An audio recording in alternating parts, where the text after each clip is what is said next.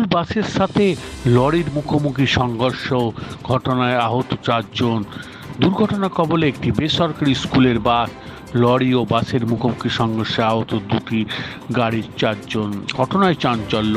School বাসটি ছাত্রছাত্রী না থাকায় অল্পের জন্য বড়সড় দুর্ঘটনার হাত থেকে রক্ষা পেল সকলেই। ঘটনাস্থলে পুলিশ আসে। ঘটনাটি ঘটেছে মঙ্গলবার পশ্চিমবঙ্গ নদিয়া রানাঘাট এবং হবিবপুর মাঝামাঝি 12 নম্বর জাতীয় সড়কে।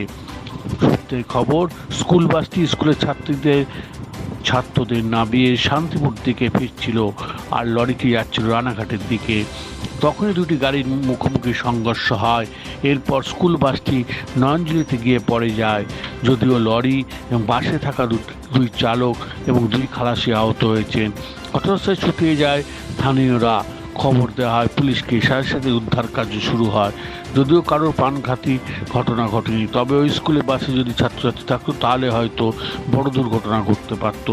অন্যদিকে পুলিশ গিয়ে দুর্ঘটনা কীভাবে ঘটলো তা খতিয়ে জানার চেষ্টা করে।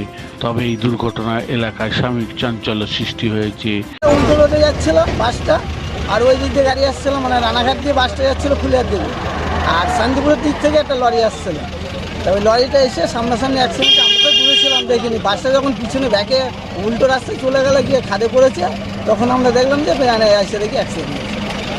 দোষটা কার ছিল? এটা এখন রং রোডে যখন বাস ছিল, বাসটা কি খালি বাস ছিল না স্কুল বাস? দেখলাম খালি বাস না লোক ছিল? বাসটা খালি ছিল, ওদের খালাসি আর ড্রাইভার ছিল। আচ্ছা, খালাসিটা রোডের মাঝখানে পড়েছিল, গাছ থেকে ছিটকে, আর ড্রাইভারটা পরে বিপদে। আচ্ছা, কারো কি কোনো ক্ষতি হয়েছে এখন? হ্যাঁ, কম বেশি হয়েছে অ্যাক্সিডেন্টে যা হয়।